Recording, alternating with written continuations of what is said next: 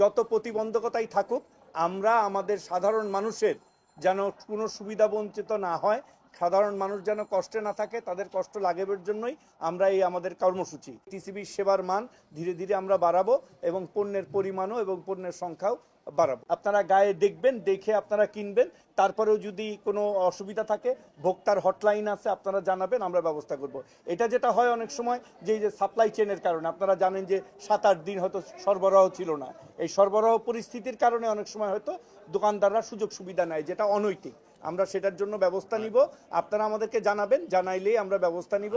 চালের আমরা যেটা করতেছি সেটা হলো মিল থেকে আরম্ভ করে হোলসেল মার্কেট, এই যে মোহাম্মদপুর কাঁচা বাজার যে হোলসেল মার্কেট, এরকম আরও যে হোলসেল মার্কেটগুলি আছে, এখানে জানি সাপ্লাই চেন নিরবিচ্ছিন্ন থাকে, ট্রাকগুলা জানি সহজে আসতে পারে। আমাদের কিন্তু পর্যাপ্ত পরিমাণে চাল আছে, আপনারা কোনো বাজারে কিন্তু কোনো জিনিসের কমতি পারবেন না। এত প্রতিবন্ধকতার পরেও কিন্তু বাজারে পণ্যের সরবরাহ আমরা নিরবিচ্ছিন্ন রাখতে পারছি, এটা আমরা ইনশাল্লাহ করতে থাকবো। পেঁয়াজের সরবরাহটা ভারত থেকে বাড়ানোর জন্য এবং টিসিবি নিজেও চেষ্টা করতেছে।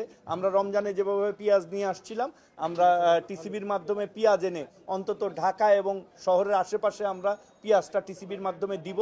আপনারা দেখছেন দৈনিক কর্ণকণ্ঠ, সবার কথা বলে।